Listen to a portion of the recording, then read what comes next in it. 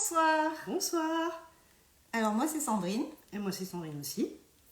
Tu te présentes? Nous sommes toutes les deux formatrices, conseillères pédagogiques de circonscription et nous avons un long passé de maîtres formateurs et d'accompagnateurs de grands débutants.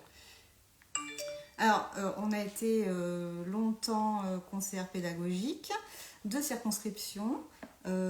Sandrine le sera toujours à la rentrée. Moi je vais commencer une nouvelle mission de conseillère pédagogique départementale chargée de la mission des langues vivantes étrangères. Donc là c'est une nouvelle mission pour moi, mais ça fait plusieurs années, 6 ans exactement qu'on est conseillère pédagogique toutes les deux et qu'on travaille beaucoup ensemble. Auparavant, pendant plus de 10 ans, j'ai été maître formateur en école d'application, hors école d'application. J'ai accompagné beaucoup de fonctionnaires stagiaires débutants, des PES, des T1, des T2 et depuis 1 ou 2 ans, beaucoup de contractuels qui arrivent sur le marché de l'école et qui sont un peu perdus. Voilà, donc nous on aime accompagner les débutants, c'est le cœur de notre métier. On a décidé l'année dernière de faire un blog parce que en fait on n'avait pas assez de temps pour accompagner les contractuels qui étaient souvent perdus et 2-3 visites c'était pas suffisant. Donc on s'est dit pourquoi pas écrire des choses que tout le monde pourra voir et qui resteront et du coup l'accompagnement sera complété. Donc on a fait notre blog schooldrive.fr, vous avez le lien en bio.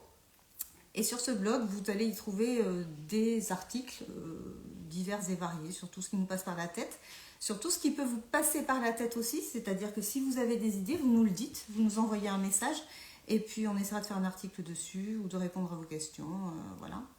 Sur ce site, vous allez trouver un kit qu'on a écrit, qu'on donne à nos contractuels quand on les voit.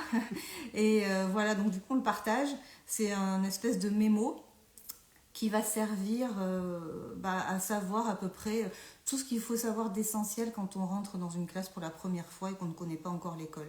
Donc ça c'est hyper important. Voilà, donc n'hésitez pas à le télécharger, il est gratuit. Il suffit juste de vous inscrire à la newsletter, comme ça on peut vous envoyer les nouveaux articles au fur et à mesure. Évidemment, on est ouverte à tout type de conseils, c'est-à-dire si vous n'êtes pas débutant mais que vous avez juste quelques années d'expérience, même beaucoup d'années d'expérience, on est preneuse de vos questions, mais aussi de vos conseils, à vous aussi, ou de vos expériences pour pouvoir conseiller les suivants. En gros, ce site est un relais et permet de faire passer les nouvelles de l'éducation nationale, les ressources, les bonnes idées qui circulent partout. On met un petit filtre parce qu'on a quand même notre valence de formatrice, donc on regarde vraiment ce qui vaut la peine d'être diffusé et on vous le signale. Alors, on est formatrice, mais on n'est pas parfaite. Donc c'est aussi notre expérience qui parle à toutes les deux. On a enseigné dans toutes les classes de la petite section maternelle jusqu'au CM2 pendant plus de 20 ans chacune. Donc on est un peu vieille et on a de l'expérience plus qu'un débutant. Par contre, tout ce qu'on va vous dire, c'est notre avis, notre point de vue, notre expérience d'accompagnatrice, de formatrice, d'enseignante. Voilà, ça ne veut pas dire qu'on a toujours 100% raison. Donc après, si vous prenez ce que vous avez envie de prendre.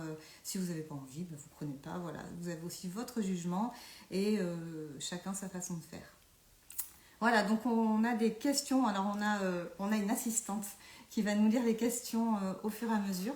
Donc là, ce soir, c'est 1 heure de questions-réponses. Et on refera dans 1 mois parce qu'on est sûr qu'après 1 mois d'enseignement dans une classe, on a encore des questions bien plus précises et bien plus intéressantes qu'avant d'avoir mis les pieds pour la première fois. Parce que là, on n'a pas tout à fait assez de recul.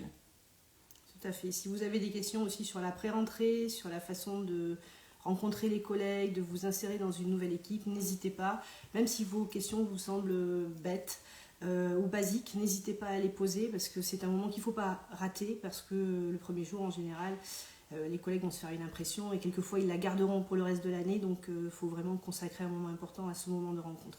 Alors, ton histoire là, de questions bêtes, je veux bien revenir là-dessus. Il n'y a pas de questions bêtes, c'est-à-dire que si vous avez, je me rappelle d'une contractuelle qui m'a demandé un jour, est-ce que quand je fais motricité ou EPS, je dois mettre des chaussures de sport? Ça paraît peut-être très basique, mais non, c'est une question comme une autre. Vous avez le droit de tout poser, parce que si ça vous inquiète, autant vous déstresser. Voilà, pour les chaussures de sport, on fait selon les besoins. Si on va courir avec les élèves, c'est mieux de ne pas être en talons. Sinon, il n'y a aucune obligation. Voilà pour la question des chaussures. Mais Ça paraît idiot comme ça, mais non, c'est pas idiot. Donc n'hésitez pas à poser tout ce qui vous passe par la tête à partir du moment où ça vous angoisse, ça vous inquiète et vous avez besoin d'une réponse. Alors, assistante, première question. Où est-ce que je trouve une séquence toute prête? Attendez. Alors, une séquence toute prête, démarrage de carrière, en fait, vous pouvez évidemment vous lancer dans la rédaction d'une fiche de préparation, mais si vous êtes vraiment contractuel et que vous n'avez pas de notion pédagogique ou didactique tout de suite pour démarrer, à part la toute petite formation académique de quelques jours que vous aurez reçue, l'idéal, c'est de garder les manuels que vous avez dans votre classe, de les consulter. En général, ils sont en accord avec les programmes, donc vous pouvez faire confiance à l'organisation de la table des matières et de la progression qui est donnée, et vous appuyez sur le guide du maître qui, en général, permet de bien apprendre les notions aux élèves. Ça ne vous garantit pas forcément de faire des séances exceptionnelles. Quelquefois, vous les trouverez difficiles, quelquefois, vous les trouverez faciles, mais ça garantit en tout cas que vous êtes dans les programmes, dans une progression et que c'est faisable pour votre niveau de classe. Voilà, parce que vous n'allez pas trouver quelque chose de tout près. Vous allez être très déçu si vous n'avez pas encore regardé les programmes ou si vous venez de les regarder. Peut-être très perdu parce que effectivement, les programmes, c'est vague. En fait, vous avez des compétences, des attendus de fin de cycle. Ça ne vous dit pas comment on arrive à ça. Ça veut dire qu'il va falloir que vous appreniez la progression, c'est-à-dire comment on fait pour arriver à ce qu'on veut faire apprendre aux élèves. Et tout ce qui est avant, en fait, il n'y a pas de recette toute prête dans les programmes. Et ça, c'est vrai que c'est compliqué quand on débute. D'où le fait de regarder dans les guides du maître et les manuels, parce que c'est déjà fait, parce que vous ne pouvez pas apprendre toutes les progressions pour tous les domaines et pour toutes les compétences à acquérir comme ça en 2 secondes. Ce n'est juste pas possible. Donc ça, vous oubliez, sauf si vous êtes Superman ou Superwoman, vous oubliez et on fait les choses les unes après les autres. Personne ne vous demande déjà de préparer l'année entière la semaine prochaine. Juste les 2 premiers jours, déjà c'est pas mal. Et après, vous faites au fur et à mesure pour tenir jusqu'aux vacances, aux premières vacances scolaires de la Toussaint, pour y voir un peu plus clair. Et l'avantage du guide du maître, c'est que vous faites plaisir à l'institution en l'utilisant parce que c'est ce qui est attendu, c'est ce que vous devez faire, c'est ce que vous devez mettre en place. Et il n'y a pas, on va dire, d'improvisation ou de choses particulières qu'on peut trouver quelquefois sur Internet. Il y a un filtre quand même qui a été fait par des formateurs, par des chercheurs de l'INSPE, donc vous êtes sûr de ne pas vous tromper en l'utilisant. Donc ça peut paraître moins joli que certaines choses qu'on trouve à l'extérieur, mais c'est fiable. Globalement, c'est très fiable. Une autre question ? Il y a Claro qui demande comment s'organiser au mieux lorsqu'on ne connaît pas son affectation. Alors, Claro, comment on s'organise au mieux quand on ne connaît pas son affectation? Alors ça, c'est un peu stressant. C'est vrai que tu dois te demander par quel bout commencer. Donc là, ce que moi je te conseille, on va voir Sandrine aussi si elle peut donner d'autres conseils, mais ce que je te conseille, c'est de faire comme si tu étais remplaçante ou TRS. Donc tu vas où tu veux, sur les blogs, sur ce que tu veux. Je crois que j'ai mis un article là-dessus. On a mis un article sur comment préparer la classe quand on n'a pas notre affectation sur notre blog. Va le lire parce que je crois qu'on a mis un lien. Si tu vas voir sur ces liens et sur n'importe quel blog, il y en a plein qui regorgent de ressources, tu cherches la valise du remplaçant avec des séances toutes faites, toutes prêtes pour débuter pour chaque cycle. Et comme ça, tu ne stresses pas, tu as quelques séances de base pour n'importe quel cycle. Et après, tu affineras quand tu connaîtras ton niveau parce que tu ne vas pas préparer de la petite section au CM2 une semaine dans chaque niveau au cas où, c'est pas possible. Donc voilà, moi je conseille de faire comme si tu étais remplaçante. Donc tu cherches sur Google remplacement, mallette du remplaçant, des choses comme ça. Et sur notre blog, tu trouveras un article là-dessus avec tout un tas de conseils. Donc le tout, c'est que tu aies quelque chose pour démarrer. Et après, tu affines et tu tires la sonnette d'alarme dans ton école. Tu vas voir, tu as des collègues. Eh bien, fais-les bosser un peu. Non, je plaisante. Les collègues, ils sont là, ils sont gentils, ils vont t'aider, ils savent bien que tu débutes. Donc, une fois que tu as ton affectation, va les voir, dis-leur que tu as un peu besoin d'aide, sauf si tu es dans une école avec une classe unique. Mais bon, là, ça serait vraiment un coup de malchance. Voilà, donc tu commences par la mallette du remplaçant. Et de mémoire, dans l'article qui avait été écrit, on avait donné quelques conseils pour faire ces 2 premiers jours de classe. Si on était en cycle 1, si on était en cycle 2, si on était en cycle 3. Et je crois qu'il y a aussi quelques conseils dans le kit du débutant qu'on peut télécharger aussi sur le site. Voilà, donc du coup, avec ces 2 premiers jours de classe, avec ces idées d'activité, et ce que tu vas trouver sur les blogs, parce qu'il y a des choses vraiment super, du coup, tu les télécharges, et après tu vois. Une autre question ? Comment je fais pour transformer une compétence du programme en séance? Alors, comment je fais pour transformer une compétence du programme en séance? C'est ce qu'on disait tout à l'heure, c'est très compliqué si tu n'as pas encore de recul. Quand tu vas vieillir dans le métier, tu sauras que, par exemple, pour apprendre à écrire son prénom en maternelle, on ne va pas démarrer directement par ça. Il va falloir faire tout un tas d'activités avant pour arriver à cette compétence-là et pour qu'il la maîtrise. Donc ça, c'est ce qu'on appelle la didactique, tu vois, c'est comment est-ce qu'on peut arriver à apprendre cette compétence aux élèves. Et ça, tu ne peux pas le maîtriser tout de suite. C'est pour ça que pour t'aider, il faut regarder des séquences. La séance, c'est un moment de classe de, par exemple, 45 minutes en élémentaire, de 30 minutes ou de 20 minutes en maternelle. Cette séance-là, c'est un seul moment. Et la progression, c'est-à-dire pour arriver là où tu veux aller, c'est-à-dire à leur apprendre ce que tu veux leur apprendre dans les programmes, c'est une séquence, c'est-à-dire un enchaînement de moments, de séances progressifs où on va partir d'un point A pour les faire arriver à un point B. Et ça, tu ne peux pas l'inventer parce que tu débutes. Donc du coup, guide du maître ou séquence toute prête sur EduSchool, sur EduMove, où tu veux. Mais par contre, c'est mieux d'avoir une séquence parce que comme ça, tu as la progressivité. La séance, c'est juste un moment. Voilà. Donc tu vas trouver tout un tas de choses sur les blogs. Le problème, c'est que quelquefois, ce sont des gens qui maîtrisent, donc ils ne vont pas forcément te donner le déroulé entier. Et donc tu vas trouver des choses qui ressemblent plus, si tu les prends comme ça tout seul, à des activités et il n'y aura pas forcément de lien avec le reste. Et du coup, ça ne va pas forcément atteindre les objectifs que tu aurais envie d'atteindre. Donc regarde les séquences sur EduSchool, dans les guides du maître, etc. pour t'aider. Et après, tu vas mieux comprendre et au fur et à mesure, tu pourras les construire un peu plus facilement. Mais au début, il ne faut pas mettre la barre trop haut. Pour faire un parallèle avec l'élémentaire, si tu es affecté en élémentaire par exemple, tu vas trouver dans la séquence du guide du maître apprendre à résoudre une situation avec une division. Et puis tu vas trouver en séance numéro 1, tu donnes une situation problème. En séance numéro 2, tu utilises l'addition réitérée pour arriver à trouver le résultat. Puis en séance numéro 3, la soustraction. Puis après la multiplication avant d'arriver à la technique experte. Et en fait, toute cette démarche de raisonnement, c'est le guide du maître qui va te la donner. Et c'est ce qu'on appelle une progression. Et c'est pour ça qu'au début, il est vivement conseillé de passer par ce type d'outil-là plutôt que par des recherches internet qui correspondent plus à des gens expérimentés qui vont avoir envie, sur un point qu'ils maîtrisent bien, de voir s'il y a quelque chose de plus sympa ailleurs et d'aller se documenter ailleurs. Donc vraiment en début de carrière, le conseil, c'est le guide du maître. Il permet d'installer de façon implicite, sans que tu t'en rendes compte, la notion de progression. Et utilise ce que tu as dans ta classe.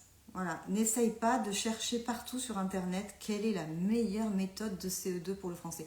Non, parce que de toute façon, la meilleure méthode pour quelqu'un, ce ne sera pas la meilleure méthode pour toi. Il y a des méthodes très à la mode actuellement qui sont vraiment pas faites pour les débutants et où tu vas passer des nuits blanches et où tu vas avoir des sueurs froides. Donc, pour un début, tu te contentes de ce qu'il y a dans la classe. Tu regardes ce qu'il y a comme manuel, il y en a forcément. Ou dans l'école, ils ont bien une armoire avec des guides du maître, avec des manuels, des spécimens. Voilà, s'il n'y a pas les guides du maître, déjà, de toute façon, tu as une table des matières dans le spécimen, dans les manuels gratuits, donc c'est déjà pas si mal. Et essaye de te procurer les guides du maître. S'il y a un achat à faire, c'est bien celui-là. On peut les trouver aussi d'occasion, se les prêter entre personnes. On n'est pas obligé d'en avoir un chacun si ça coûte trop cher, s'il n'y en a pas, etc. Voilà, après, si te reste un peu de sous sur tes commandes de classe, tu peux bien sûr les commander avec ta commande de classe. Il n'y a aucun problème pour ça. Comment se fait-on appeler en classe ? Alors là, ça va dépendre de toi, de ta conception des choses et puis du niveau de classe de tes élèves. Moi qui ai une grande expérience de cycle 3, je n'ai jamais rien demandé et en fait, spontanément, les élèves m'appelaient maîtresse. Globalement, à la fin du CM2, sans qu'on sache très bien pourquoi, d'eux-mêmes, certains glissent vers le... Alors maintenant on dit madame, à l'époque on employait encore le mademoiselle, donc ils disaient mademoiselle pour moi, mais maintenant ils diraient madame vers mai, juin, on ne sait pas trop bien pourquoi, sûrement parce qu'ils grandissent et qu'ils sentent qu'il faut le faire, et certains basculent dans le vouvoiement et oublient le tutoiement. Mais le mieux c'est de ne rien demander et de compter sur toi. En fait, ton autorité, tu l'as bâtie par ta qualité de travail, ta qualité de planification de travail, l'image que les parents ont de toi, le fait que la classe est bien gérée et pas du tout sur se faire vouvoyer ou se faire appeler madame. Voilà, il n'y a aucun problème pour se faire tutoyer. Si toi, tu es plus à l'aise avec ça, moi, je suis plus à l'aise avec le tutoiement. Je tutoie tout le monde. Les enseignants que je vais voir en classe, de toute façon, les collègues, donc je les tutoie. Mais les contractuels, les débutants, je tutoie tout le monde. Je suis très mal à l'aise avec le vous. Et bah, du coup, mes élèves, je leur disais tu et ils me disaient tu. Ils m'ont toujours appelé soit maîtresse, cycle 3. En maternelle, quand j'étais en maternelle, souvent, ce qu'on voit, c'est maîtresse et le prénom. Donc, j'étais maîtresse Sandrine. Voilà, mais il n'y a pas de règle là-dedans. C'est comme tu veux, voilà. Après, on évite les trucs un peu ridicules. Peut-être pas des surnoms, mais c'est tout. Après, il n'y a pas de règle. Encore une fois, comme disait Sandrine, c'est le respect qui compte. Voilà, on se fait respecter. À partir de ce moment-là, un prénom, un madame, ça revient au même. Une autre question ? La question sur les punitions. Tu vois, Sandrine, question sur les punitions. Ça existe ou ça n'existe pas ? Oui, alors il n'est pas conseillé de démarrer l'année avec des punitions. Ça laisse une impression étrange à tout le monde, de non-maîtrise de la situation.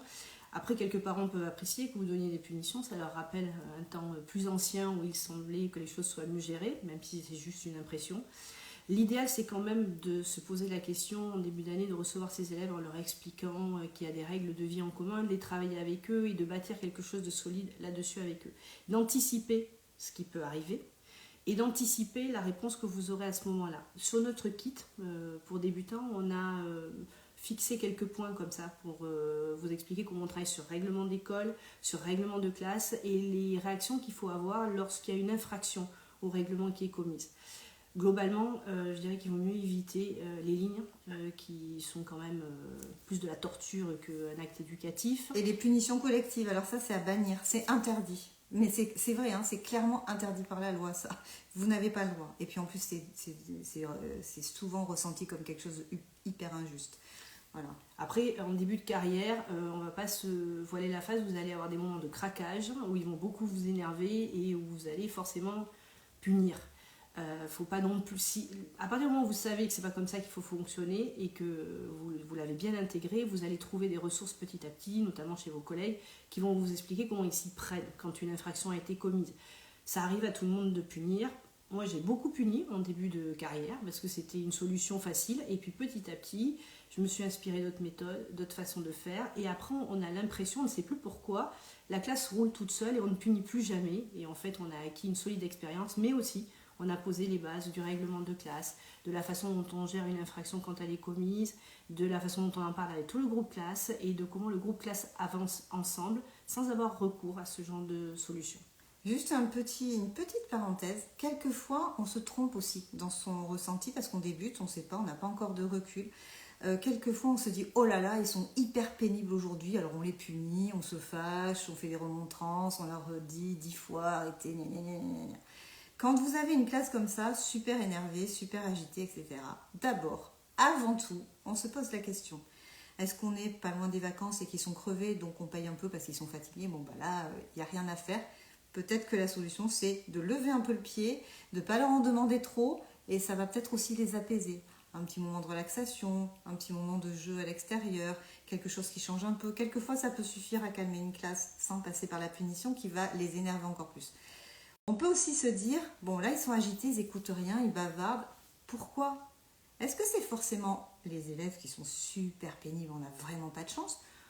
Ou est-ce que peut-être parce qu'on débute, on a fait une séance pas top, un peu trop longue, un peu ennuyeuse, un peu à côté de la plaque, ils n'y comprennent rien, ça ne les intéresse pas, c'est trop dur pour eux, c'est trop facile, etc., etc. Souvent, on croit que ce sont les élèves les fautifs. Quelquefois, c'est juste parce que on n'a pas préparé assez, il y a eu des temps de flottement, donc on se le prend un peu dans la tête, hein, ils nous font un peu payer. Ils savent très bien appuyer là où ça fait mal, les enfants, hein, ça, soyez-en certains. La faille, ils la trouvent de suite et ils y vont à pieds joints. Donc, la solution, c'est toujours de bien préparer votre classe, de ne pas arriver sans savoir, être bien au clair, est-ce que vous allez leur dire, préparer les consignes, tout au début. Comme ça, il n'y a pas ces moments de flottement. Un moment de flottement égale de l'ennui. De l'ennui égale, je vais combler ce vide. Comment je le comble? je papote, je me pousse, j'écoute rien, je joue avec ma trousse, je fais tout tomber par terre, je fais un bazar d'enfer. Du coup, les élèves derrière qui papotaient, ils n'entendent plus. Qu'est-ce qu'ils font? Ils vont monter la voix, ça va être un enfer.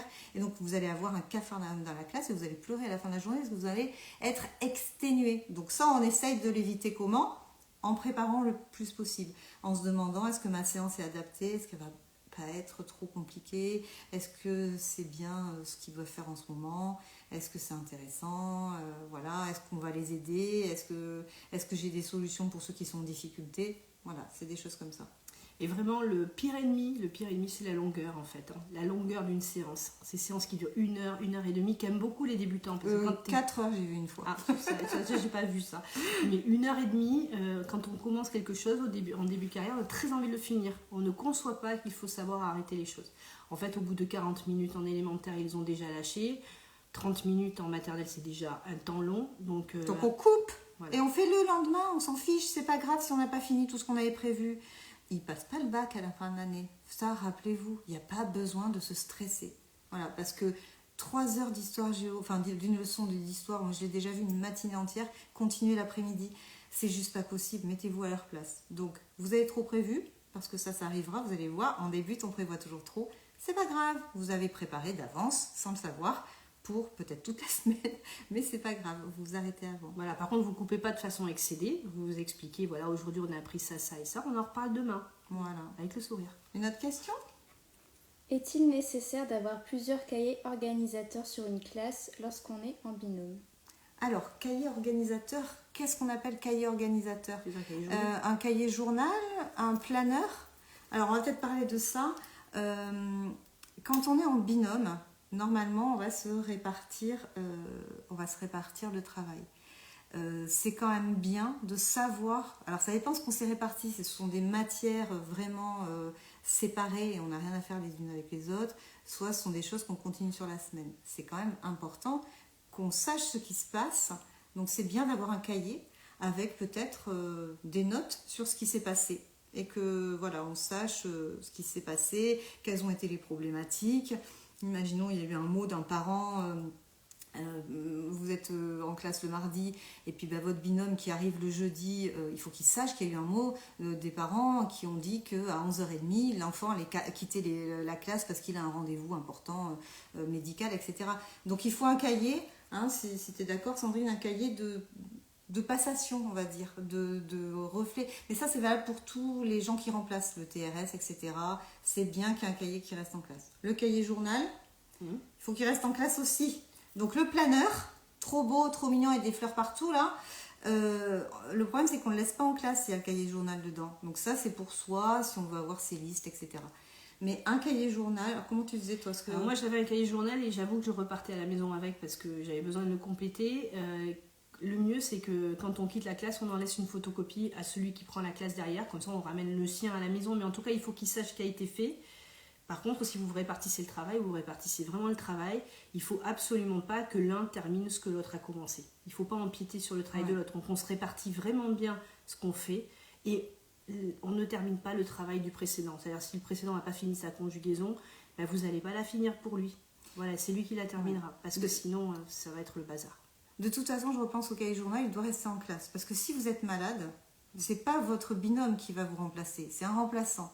Et lui, il aime bien quand même, le remplaçant, savoir ce qu'on est en train de travailler. Donc, le cahier journal, l'organizer, ce qu'on veut laisser comme trace de ce qui a été fait en classe, il faut qu'il soit en classe. Moi, ce que je faisais, c'est que j'avais acheté un porte-vue ou un lutin, là, vous savez, de papeterie, avec des pochettes transparentes.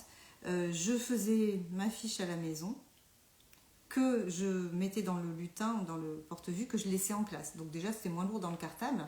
Et donc cette fiche, je la photocopiais, je la mettais en 2 fois, une fois pour moi, que je gardais chez moi. Comme ça, j'avais la trace de tout mon cahier journal complet. Et la fiche photocopiée, que j'imprimais après à l'école, je la laissais dans le cahier journal, dans le porte-vue, en classe sur mon bureau.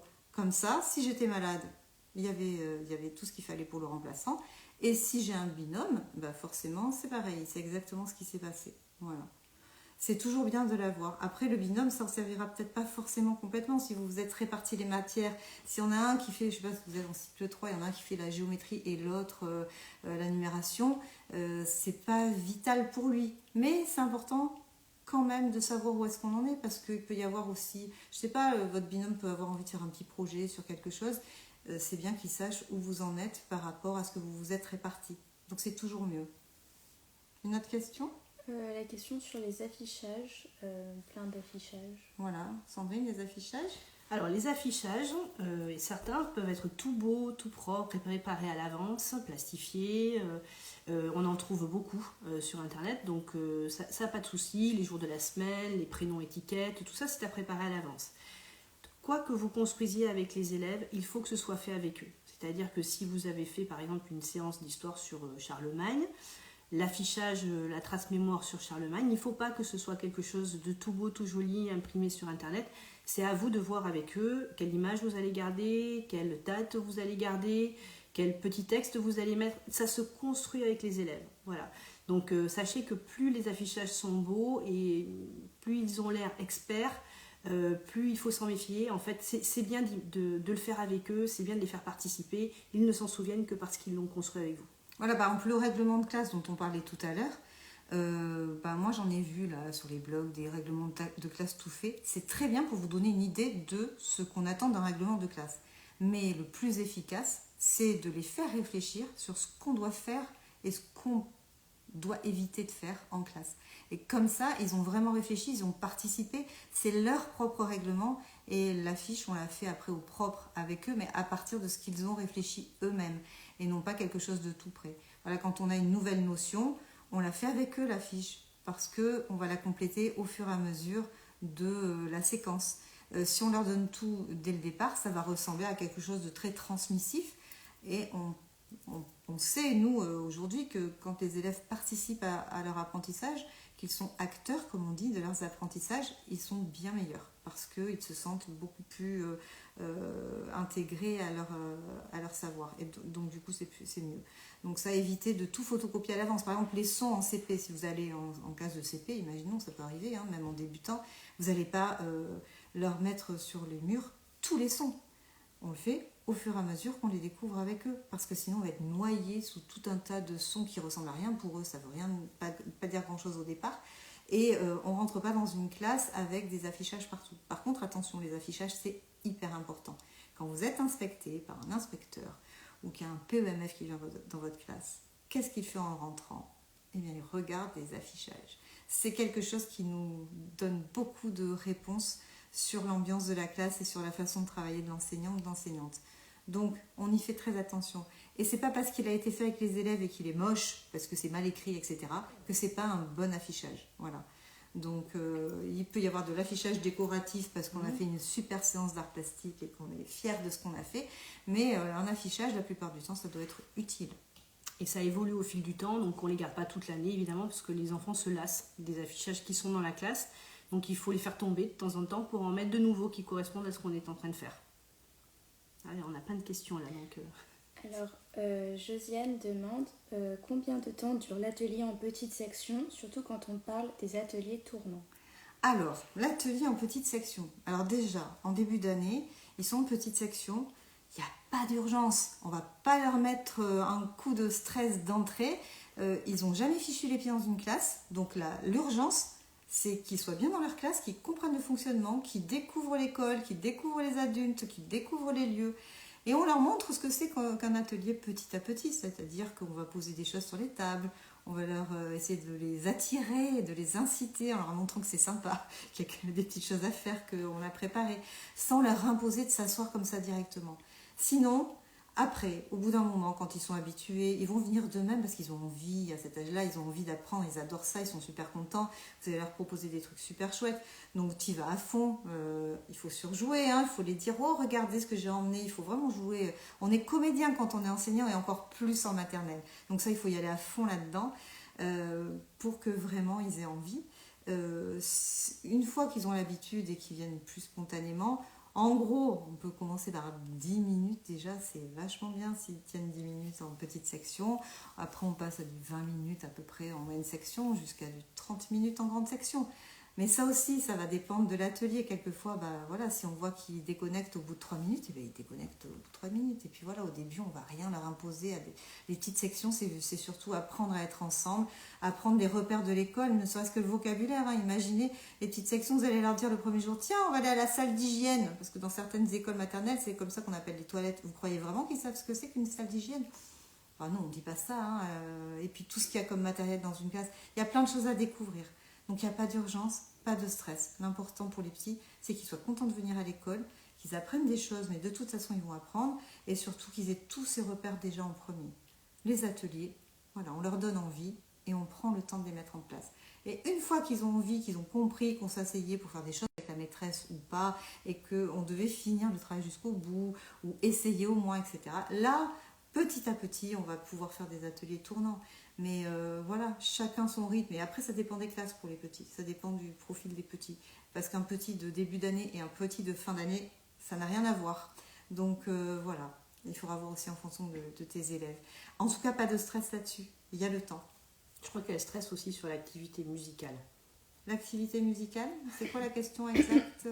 Alors, que faire à part chanter, du coup, pour l'activité musicale en petite section? Alors, en petite section, activité musicale, il y a chanter, mais après, tout ce qui est rythme, comme les comptines, c'est hyper important, des petites comptines. Alors, à cet âge-là, le chant et les comptines, ça s'apprend par imprégnation.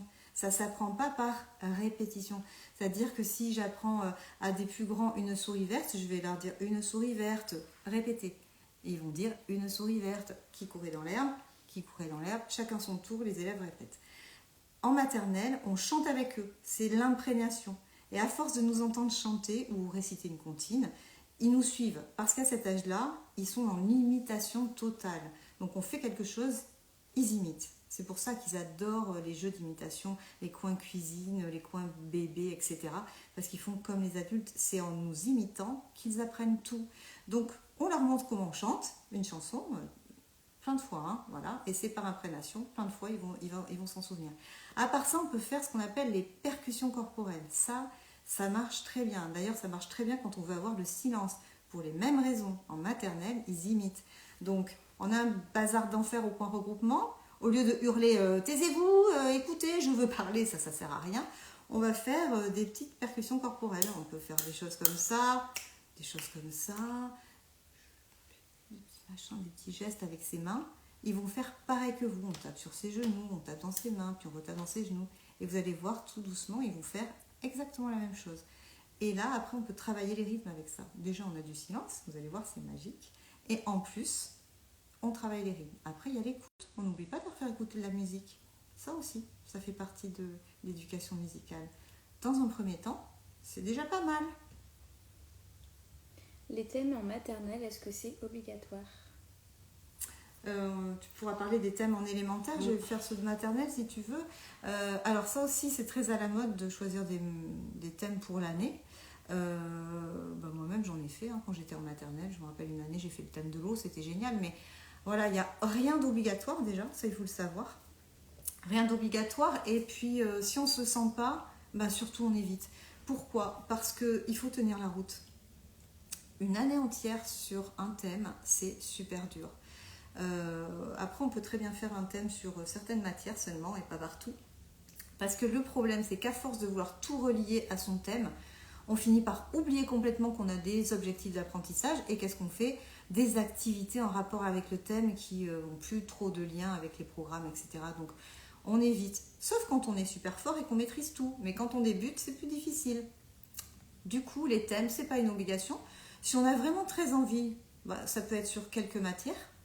Voilà, et pas sur tout. Et si on a vraiment très envie mais qu'on ne se sent pas sur toute l'année, parce que sur toute l'année c'est vraiment difficile, on peut faire aussi par période. Se dire, la période 1, tiens, je vais essayer ce petit thème sur telle matière. La période 2, je fais autre chose. Parce que là aussi, vous allez trouver des thèmes sur Internet. Je vous donne juste un exemple, donc Sandrine prenne la suite, de ce que j'ai vu moi et des débutants avec Harry Potter. Classe Harry Potter, on voit ça sur les blogs, c'est super. Franchement, c'est top. Mais attention, moi je l'ai vu faire chez 2 débutants. Donc il y en a un qui s'était approprié ça, mais avec des CP. Vous imaginez Harry Potter en CP. Eh ben, c'était génial pour ceux qui proposent ces classes Harry Potter, mais en CP, ils n'ont pas du tout le niveau pour lire et comprendre du Harry Potter. Du coup, ça tombait complètement à plat. Ça allait pas du tout.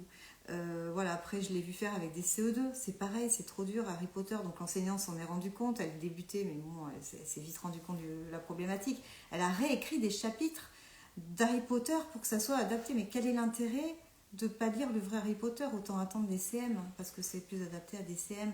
Donc voilà, on fait attention aussi quand on voit des super thèmes. Est-ce que c'est bien adapté à mon niveau de classe?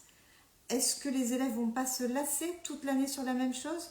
Est-ce que je me rajoute cette contrainte supplémentaire alors que j'ai déjà plein de difficultés à préparer la classe pour en plus trouver des activités précises sur un thème précis? Comme vous voulez, mais c'est pas une obligation. Moi, je pense que dans un premier temps, quand on débute, il n'y a pas d'urgence avec ce genre de choses. L'urgence, c'est la gestion de classe et puis être bien dans sa classe. Qu'est-ce que tu en penses des thèmes, toi? Alors moi les thèmes, bon alors après je peux vous donner mon point de vue de formatrice. Hein. Je n'adhère pas du tout à ça, absolument pas, parce que je me mets à la place des élèves. Par exemple, moi j'aime pas Harry Potter, j'aime pas tout ce qui est fantastique. Ça veut pas dire que je ne lis pas de temps en temps des romans fantastiques ou je ne regarde pas On parle d'Harry Potter parce que c'est un exemple qu'on a vu récemment, mais ça vaut pour n'importe quel thème. Hein. Voilà. Et donc en fait, comment vous faites quand vous êtes un enfant comme ça qui adhère pas à ça? C'est-à-dire toute l'année vous allez baigner dans une ambiance qui ne vous correspond pas. Toute l'année vous allez devoir vous projeter dans des personnages auxquels vous n'adhérez pas.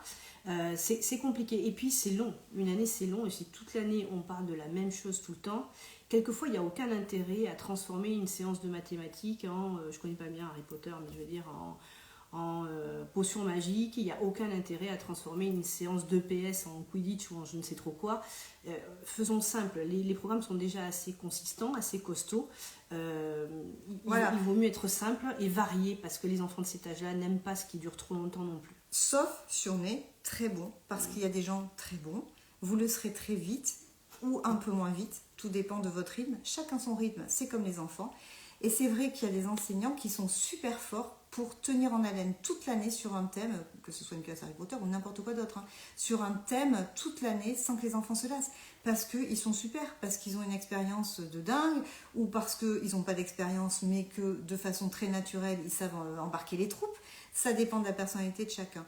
C'est pas parce que quelqu'un le réussit divinement bien que vous le réussirez bien. Peut-être que oui, peut-être que non. En tout cas, on ne se met pas la rate au courbouillon, comme on dit. Hein. Si ça te branche, t'y vas à fond. Si tu te rends compte que ça ne va pas au bout d'un moment, t'acharne pas, laisse tomber et passe à autre chose. Si ça ne te branche pas, te mets pas ce genre d'obligation. Fais quelque chose de plus simple. En fait, on a cette chance dans notre métier d'avoir notre liberté pédagogique. On fait comme on veut. Donc on teste, c'est super. Si on teste et que c'est pas super, on passe à autre chose. Voilà. Mais en tout cas, on ne se met pas des contraintes en plus. Il y en a suffisamment, je vous assure, hein, dans une classe. Quand on débute, les contraintes, il y en a beaucoup. Donc voilà, après c'est comme vous voulez. Libre à vous de tester. Mais en tout cas, rien d'obligatoire. Une autre question ? Bonsoir les Sandrine, je suis contractuelle. Est-ce que je dois faire des séances de piscine ? Ça dépend. Eh oui. Ça va dépendre de ton niveau de classe, ça va dépendre de la mairie dans laquelle tu es. Toutes les mairies n'ont pas de piscine à disposition et donc ne vont pas forcément à la piscine. A priori, si tu es en cycle 2, il y a de grandes chances que ce soit obligatoire. Et de toute façon, c'est un enseignement obligatoire. Donc, au même titre que tu ne peux pas dire je ne ferai pas des séances de français, tu ne peux pas dire je ne ferai pas des séances de PS et notamment les séances de piscine. Ce sont des enseignements obligatoires. Il n'y a pas de choix là-dessus. Donc, la réponse est oui. Cependant, tu n'es pas seul. Il y a des maîtres nageurs qui vont gérer la plupart du temps les séances. Ils vont les organiser avec toi. Ils vont quand même te demander ce que tu penses de la progression qu'ils ont mise en place, des ateliers ou des groupes qu'ils vont faire. Tu seras peut-être amené à descendre dans l'eau avec les plus fragiles pour tranquilliser certains. Mais en tout cas, oui, tu vas devoir y aller et tu devras te mettre en maillot, évidemment, au bord de la piscine. Ça, c'est une certitude. Oui, c'est pas parce qu'on est contractuel. Après, bon, il y en a vraiment... c'est compliqué parce que on ne se sent pas forcément légitime quand on est contractuel parce que, voilà, on n'a pas le concours, on débute, quelquefois on apprend la veille pour le lendemain où est-ce qu'on va se retrouver. Donc c'est déjà pas évident. Mais après, vous avez été Vous êtes contractuel, ça veut dire que vous avez été choisi. Donc à partir de ce moment-là, c'est que vous êtes légitime. Après, ça ne veut pas dire que vous maîtrisez tout, ça veut dire que vous êtes légitime pour y aller. Donc du coup, on y va, puis on fait classe comme tous les autres. Donc s'il y a piscine, il y a piscine. Voilà. Après, comme n'importe quel débutant, vous devez apprendre le métier. Donc on ne demande pas à un contractuel, à un PES ou à un débutant quel qu'il soit, d'avoir la même maîtrise de la classe que quelqu'un qui en a fait 20 ans. Ce n'est pas possible. Voilà. Donc ça, tout le monde le sait, que quand on débute, on a plein de choses à apprendre. Voilà. Par contre, à partir du moment où vous êtes dans une classe, vous devez faire tout pareil. Après, tu vas avoir des collègues ou un directeur ou une directrice qui vont t'expliquer que pour aller à la piscine, tu dois être accompagné d'un parent, par exemple, pour les trajets dans le bus. Donc, ils vont te dire souvent vers qui il faut te tourner, vers qui il vaut mieux éviter de demander. Et puis, arrivé là-bas, comme je te disais, tu vas avoir des maîtres nageurs qui seront là, qui auront en général tout planifié. Si ce n'est pas le cas, ils t'auront contacté pour savoir comment tu veux t'y prendre. Donc, tu auras sûrement qu'un petit groupe d'élèves à gérer ou un ou deux élèves en grande difficulté à gérer. Donc il ne faut pas stresser là-dessus. En général, les choses sont cadrées par les municipalités, elles se reproduisent année après année. Donc tu vas rentrer dans quelque chose, je ne voudrais pas dire de tout près parce que ce n'est pas exactement ça, mais ça y ressemble quand même beaucoup. Et les collègues seront facilitants. Quelquefois même tu y vas à 2 classes, donc tu verras, tu pourras te faire aider de leurs conseils, ils seront sur place. Donc il ne faut pas stresser là-dessus. Et au niveau de la sécurité, je comprends que tu stresses, mais tu es vigilante, tu dois avoir tout le temps ton groupe sous la vue. Voilà, mais les maîtres nageurs sont là. Par contre, tu restes la grande responsable. Donc, effectivement, c'est normal que tu stresses sur le plan de la sécurité parce que c'est sur tes épaules que tout repose. C'est pour ça qu'il faut vraiment bien te faire expliquer comment les choses doivent marcher, comment elles doivent marcher, et tu dois y tenir et vérifier qu'elles marchent bien comme il est prévu que ça marche. Ton directeur et tes collègues t'expliqueront. Oui, il ne faut pas hésiter à demander aux collègues et au directeur ou à la directrice. Il ne faut pas hésiter, il faut solliciter les gens. Et si vous êtes en difficulté, appelez les conseillers pédagogiques. Vous voyez, on n'est pas méchante. Hein. Alors, tout le monde n'est pas pareil, c'est vrai. Il y en a qui sont plus raides que d'autres. Mais on est quand même là pour ça. Donc, si vous avez un souci, attendez pas d'être noyé, de boire la tasse. C'est le cas de dire. Et sans être allé à la piscine, là, pour le coup. Vous appelez la Cerco et puis vous demandez la visite d'une conseillère pédagogique ou d'un conseiller pédagogique. Alors oui, ça fait un peu flipper parce que c'est jamais génial d'avoir quelqu'un qui vous regarde dans la classe, mais ça fait avancer comme ça, c'est un regard extérieur de quelqu'un qui a un peu d'habitude, ça aide quand même. Donc n'hésitez surtout pas. Et il y a un conseiller pédagogique spécialisé EPS qui pourra vous rassurer sur tout ce qui est de l'ordre du règlement, de la réglementation et de la sécurité. Une autre question ? Mes petits ne sont pas francophones, quels conseils pour le langage ? Alors, les petits ne sont pas francophones. Alors, le langage, il y a un truc qui est génial chez les petits. C'est que jusqu'à 5 ans, en fait, le cerveau n'a pas fait le tri pour les sons. C'est-à-dire qu'on est tous des éponges jusqu'à 5 ans. On apprend les langues de façon naturelle par imprégnation. Donc, la règle numéro 1, c'est les faire jouer avec les copains. Parce que c'est avec les copains qu'ils vont apprendre de mieux. Vous aussi, il faut lui parler, bien sûr. Parce que la maîtresse, elle est importante, on lui parle. Mais en tout cas, ce qu'il faut se souvenir, c'est que le meilleur endroit pour apprendre la langue, quand on est allophone, c'est-à-dire qu'on n'est pas de langue française, c'est instaurer des ateliers dans les coins jeux, dans le coin poupée, dans le coin voiture, dans le coin ce qu'on veut, avec des copains. Et ils seront motivés pour jouer avec les copains et ils vont apprendre le langage comme ça. Ça ne se fait pas en 2 jours. Il faut aussi accepter que ça ne va pas se faire en 2 secondes juste en claquant des doigts. Il faut accepter de leur laisser le temps. Après, pour les aider pour certaines choses, parce que forcément la barrière de la langue elle est quand même bien là, déjà il faut se souvenir qu'on les traite comme si c'était un élève en difficulté lambda. Donc on va leur proposer des aides. Et n'oubliez pas que la petite image qui représente un objet ou quelque chose peut être très utile quand on ne comprend pas. Le visuel, on comprend. Donc on montre, on mime, on montre avec ses mains, on fait le modèle avec eux une première fois, comme ça, et on verbalise en français en même temps. On montre une consigne, on le fait et on le dit. Voilà, inutile de faire répéter bêtement des mots tout seul comme ça ne marche pas. Les mots, c'est en interaction. Voilà, et on les fait jouer avec les copains. Je vous assure que c'est ce qui marche le mieux. Et on ne se fiche pas un stress d'enfer en se disant ils doivent parler français dans 15 jours. Voilà. Donc, Et on ne convoque pas les parents pour leur dire attention, à partir de maintenant, vous ne leur parlez que français à la maison. Non, ils ont leur langue maternelle et c'est super. Au contraire, on pense qu'il y a la diversité des langues. Là, c'est la CPD langue qui parle. En maternelle, il faut leur faire découvrir la diversité des langues. Inviter les parents à venir chanter une chanson dans leur langue, raconter une histoire dans leur langue. Ça les valorise, ça leur montre que leur langue est importante. Mais faites-leur comprendre qu'en classe, ils n'ont pas besoin de parler à la maison, mais en classe, la langue, c'est le français. Donc du coup, pour parler avec les copains, c'est important. Donc on les fait jouer ensemble. Voilà, et on attend. Et c'est en leur proposant, en leur verbalisant, que ça va se mettre en place petit à petit. Ça va hyper vite. Bien plus vite que quand on est un peu plus vieille. C'est ça. Donc il n'y a pas de stress à se mettre là pour la question suivante. Sur le temps pour acquérir le français, en fait, il faut être plus relax par rapport à ça. Il faut miser beaucoup sur l'imprégnation, ce qu'on disait tout à l'heure, sur le jeu avec les autres, sur ce qu'ils vont apprendre des autres. Et pour l'élémentaire, le fait de rejoindre des groupes, de travailler en binôme avec quelqu'un, ça sert à rien de s'acharner sur un élève en permanence, de s'asseoir tout le temps à côté de lui et de le faire travailler de façon mécanique pour qu'il ait plus de vocabulaire. Il faut le mettre en binôme avec quelqu'un qui sait s'occuper de lui, il faut lui trouver des outils numériques avec des images qui lui répètent les mots, donc des moments comme ça d'autonomie, et il faut lui donner du travail à faire au même rythme que les autres, évidemment moins gros en volume que les autres, mais il faut le laisser dans sa tranche d'âge, en inclusion en fait, c'est le mot qui va revenir sans arrêt. Il ne faut pas se mettre la pression sur le temps, on sait qu'il est allophone, on sait que les choses seront longues, plus longues que pour d'autres. Imaginez, mettez-vous à sa place, que vous soyez dans un pays dont vous ne maîtrisez pas du tout la langue, où vous n'auriez pas, a priori, on ne vous donnerait pas l'injonction de maîtriser le français au bout d'une année. Donc il faut laisser le temps long s'installer, et oui, les choses risquent d'être plus difficiles, mais quelquefois non, il y a des très très belles surprises, et on voit des enfants qui s'imprègnent d'une langue étrangère extrêmement rapidement, quand ils ont été dans les classes avec des maîtres bienveillants, qui les ont mis en activité avec les autres. Il ne faut pas vraiment les traiter avec une grande différence trop ouvertement. Il faut accompagner et il faut leur faire confiance. Un élève peut être de langue étrangère, mais être très bon en maths. Donc, on leur file des maths et ils vont s'en sortir quand même. Bien sûr, en compréhension de lecture, ça va être plus compliqué. Là, on peut leur donner un travail en autonomie. Si on a des tablettes, c'est génial. On leur donne une histoire avec les mots en français écrits. Comme ça, on entend en même temps, on a l'image dessous. Ça, c'est des petites choses qu'on peut leur donner en autonomie s'ils ne peuvent vraiment pas suivre la séance de français, par exemple.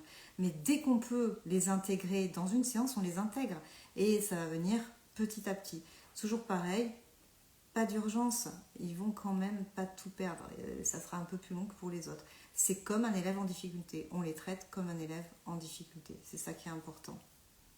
Et rappelez-vous, en France, c'est pareil, quand on a tous appris l'anglais ou d'autres langues à l'école, qu'est-ce qu'on réussit le mieux en général? C'est la compréhension avant l'émission. C'est-à-dire que l'élève étranger, c'est pareil. Il va comprendre beaucoup, beaucoup de choses avant d'être capable de parler. Donc réfléchissez à chaque fois. Est-ce que ça, il comprend ou pas? Parce que quelquefois, on se dit, parce qu'il ne parle pas, il ne comprend pas, c'est faux. Au bout d'un moment, vous allez voir qu'ils vont comprendre beaucoup de choses, même s'ils n'arrivent pas encore à l'exprimer. Donc on s'en sert à fond. Ils comprennent, tant mieux. On lui parle, on lui donne la consigne, même s'il n'est pas encore capable de répéter ou de s'exprimer tout seul. Laissez-lui toute sa place en anglais, dans une chorale par exemple. Ce sont des enfants qui interviennent facilement dans ces moments-là.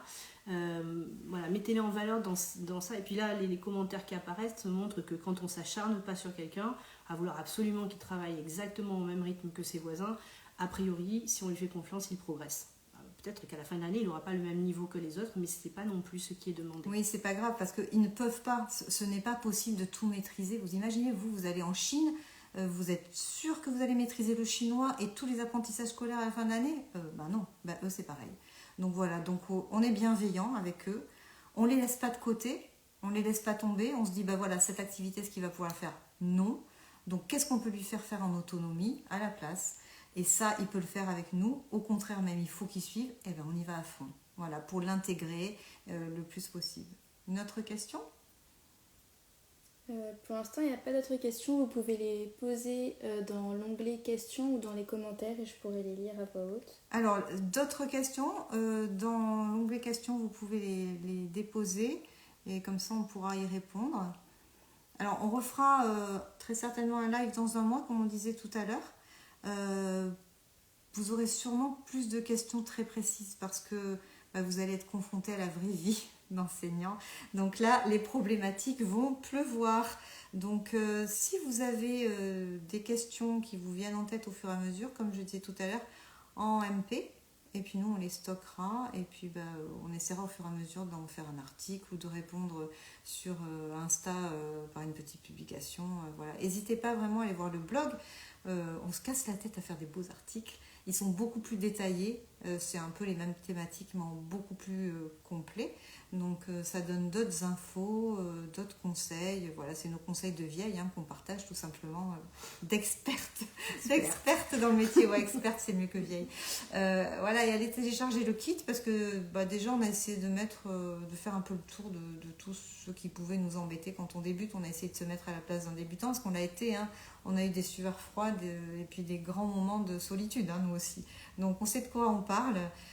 Si on le dit aujourd'hui et si on a tant envie d'accompagner tous ceux qui débutent, c'est parce que voilà, on a eu quand même des moments compliqués comme tout le monde en début de carrière et même au milieu de carrière et même en fin de carrière. C'est un métier où on va évoluer toute sa vie et on peut être très bon très vite quand on débute et rester moyen toute sa carrière. Il n'y a pas de règle là-dessus. Vous pouvez être vraiment brillantissime en 15 jours. Il n'y a pas de règle là-dessus.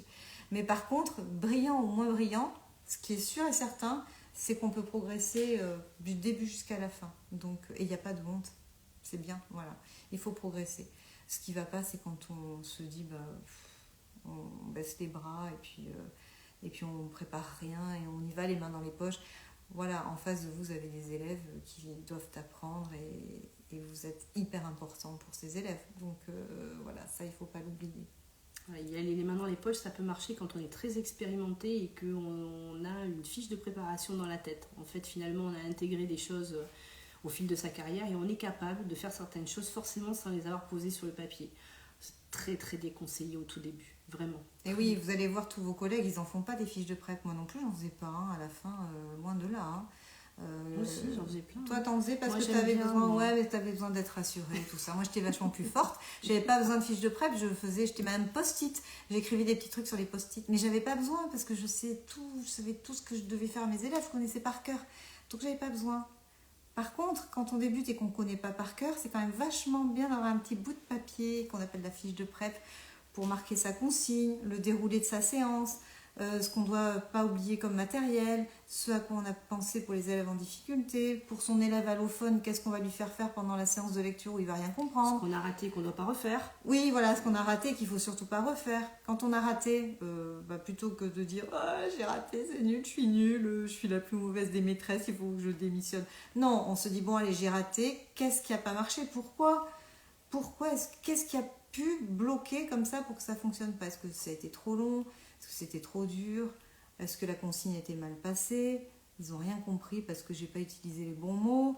Je ne leur ai pas donné les moyens d'y arriver. » Donc voilà, il y a plein de raisons valables pour que ça ne marche pas. Donc essayez de vous poser les questions et si vous ne trouvez pas les réponses, vous allez taper à la porte du collègue à la récréation. Coucou, tu aurais 3 minutes. Voilà, ma séance, elle n'a pas marché. Tu aurais une idée? Vous pouvez poser la même chose à la conseillère pédagogique ou à la PEMF ou au PEMF. Voilà. Il ne faut pas hésiter. Mais c'est vrai qu'une petite fiche de prep quand on débute, c'est pas inutile. Ou au moins une fiche de séquence avec le déroulé de toutes les étapes. Ça, c'est le minimum quand même. Après, si c'est tout écrit dans le guide du maître, on ne s'embête pas. On n'a pas besoin de réécrire ce qui est déjà écrit. Une question sur l'école dehors en petite section? Ouais. Vas-y, petite section, c'est plutôt toi. Alors, l'école dehors, pas tout le temps, d'accord? Voilà. L'école dehors, c'est super sympa. C'est dedans. Mais c'est dedans aussi. Donc, voilà, ça aussi, c'est des trucs super qu'on voit de plus en plus. Moi, je trouve ça génial. Aller faire l'école dehors de temps en temps pour une séance de sciences, pourquoi pas faire des jeux que vous auriez fait à l'intérieur, pourquoi pas les faire dehors? C'est un changement de lieu, ça motive, etc. Mais on n'en fait pas une obligation, quelque chose dans l'emploi du temps tout le temps. Pas quand on débute en tout cas. Après, il y a des enseignants qui vont fonctionner en école dehors, qui vont fonctionner en classe flexible. Nous, on a été en Suède, on a eu cette grande chance avec un Erasmus au mois de mai. On a été passer une semaine en Suède et on a vu des classes flexibles, c'est génial. Mais tout ce genre de choses, un peu plus tard, quand vous maîtriserez, pour l'instant, vous avez envie de faire une classe dehors, faites un moment de classe dehors. ce que vous voulez, hein. Ça peut même être un goûter dehors. Faites des moments à l'extérieur parce que ça fait changer de lieu, ça fait découvrir plein de choses, mais pas tout. Classe flexible, c'est pareil. Attendez de maîtriser un peu la classe avant ça. Voilà. C'est pas forcément merveilleux à 100%, parce que classe dehors dit bruit à l'extérieur, dit distraction, dit c'est pour ça que c'est écoute. plus dur. Donc c'est plus dur, voilà. Il faut capter l'attention des élèves. Il faut maîtriser ça aussi. Voilà. Ça n'empêche pas de tester des petits moments, de regarder ce que c'est qu'une classe flexible. On fera sûrement un article là-dessus et d'en piquer quelques idées. Nous, on a vu ça en Suède. C'est vrai que mettre des isoloirs, quelquefois, un élève qui n'arrive pas du tout à se concentrer, hein, c'est-à-dire un espèce de machin qui les isole du reste de la classe, on n'est pas distrait par ce qui se passe à côté, ça marche bien. Les faire travailler par terre ou sur un canapé parce qu'ils travaillent mieux que sur une chaise, pourquoi pas. Mais attention, faire tout comme ça demande une sacrée maîtrise quand même. Donc on fonce pas tête baissée dans ce qu'on voit qui semble génial, parce que oui, c'est génial, mais est-ce que vraiment vous avez la capacité pour faire que ce soit génial? Peut-être pas tout de suite. Bientôt, hein, mais peut-être pas tout de suite. Donc on y va mollo.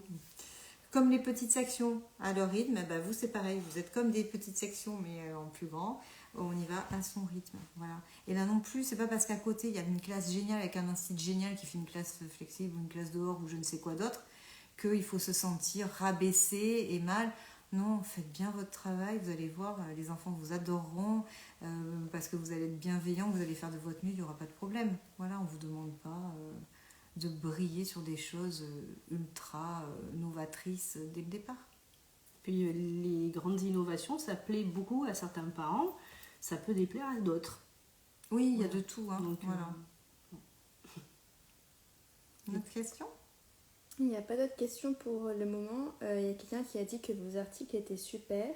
Ah, alors merci au quelqu'un qui a dit que nos articles étaient super. Future maîtresse d'école. Ah, future maîtresse d'école a réussi à accoucher sa petite puce. Salut, future maîtresse d'école. On a échangé plusieurs fois, toutes les deux, en message. Donc, merci alors pour ce super gentil retour. Voilà, on fait comme on le sent. Hein, voilà, on y met tout notre cœur quand même, il faut le dire. Et puis toute notre expérience, mais on essaye de faire les choses de façon simple, voilà. C'est pour ça que on se dit, c'est peut-être bien de répondre à des questions ultra basiques, ultra pratiques aussi, parce que quelquefois on n'ose pas les poser, on se sent bête, et voilà, il ne faut pas se sentir bête. Ça surtout, il vaut mieux poser les questions plutôt que de se stresser et de se noyer dans certaines choses. C'est pour ça, si vous avez des stress sur certains sujets, on le répète encore, n'hésitez pas. On ne pourra peut-être pas faire tout et répondre à tout de suite parce que on travaille quand même toutes les deux. C'est joli. Qui c'est qui nous dit qu'on est joli? Oh, il est trop mignon. On n'a pas mis de filtre.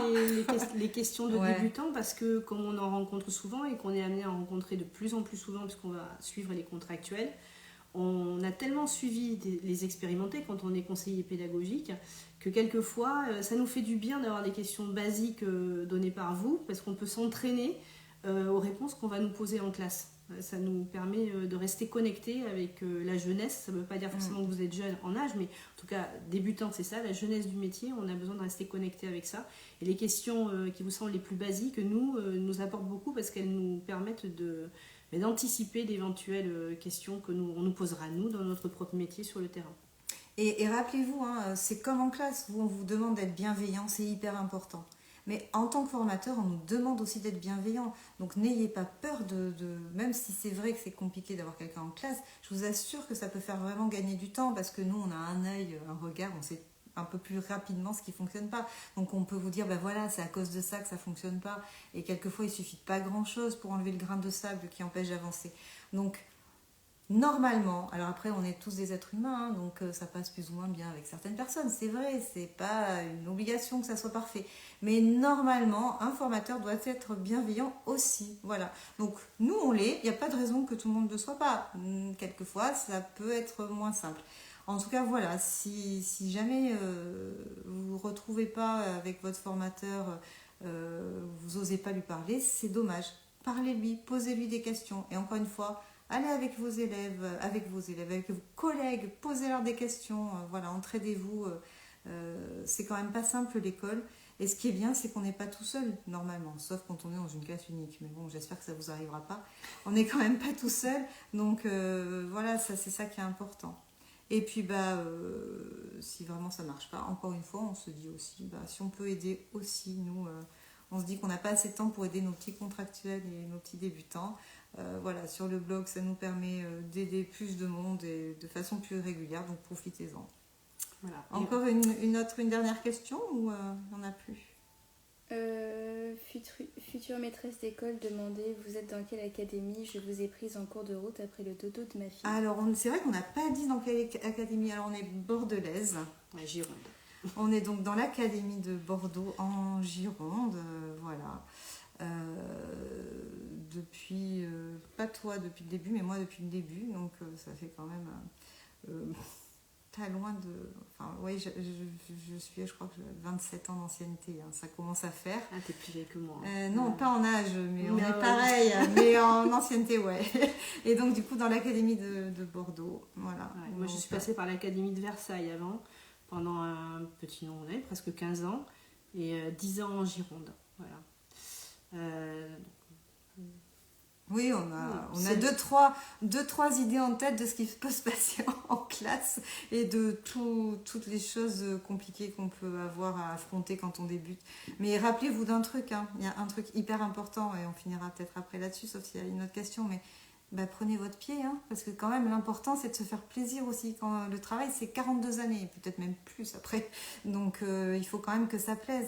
Donc rappelez-vous que la norme c'est aussi d'être hyper heureux dans cette fonction d'enseignant et d'enseignante. Donc faites-vous plaisir, hein, ça c'est hyper important.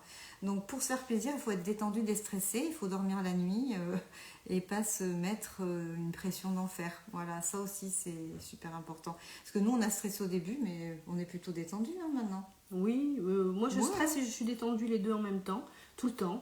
Et en tout cas c'est vraiment un chouette métier. Et quand on rentre dans une salle de classe, moi je sais qu'à chaque fois je trouvais que la journée était trop courte et que j'avais jamais eu le temps de faire tout ce que j'avais prévu de faire. Je crois que dans plein de métiers, on regarde la pendule et on se demande pourquoi elle avance pas vite. Et là, des fois, on a envie de la ralentir quand on est enseignant parce qu'on n'a pas le temps de finir sa journée. Donc ça, c'est une valeur sûre. Ça fait aimer le métier de ne pas voir le temps passer. Après, c'est pas tout rose, mais il y a des moments plus difficiles. Mais bon, ça reste un chouette métier. Donc si on est bien accompagné, je pense qu'on peut progresser très vite. Alors, posez vos questions, il n'y a pas de problème. Voilà. Une autre question ? Il n'y a plus de questions, il y a Clarou qui vous dit merci pour votre bienveillance. De rien, Clarou. Voilà, vous avez plusieurs merci, grand merci, super. Merci.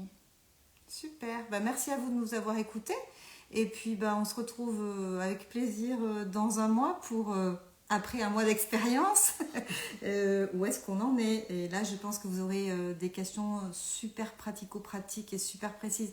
Ce que vous pouvez faire, c'est...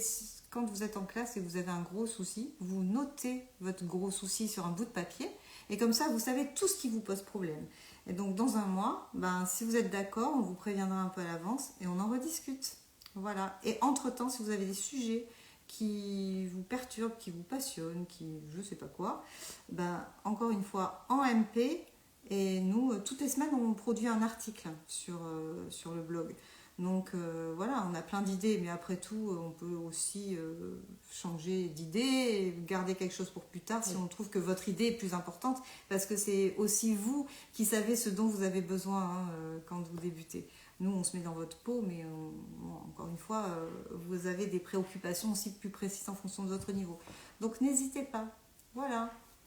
On vous dit ciao, bonsoir, et puis à très bientôt. Et merci de nous avoir écoutés. À bientôt. Ciao. Bonne nuit. Cool. Alors, terminé maintenant.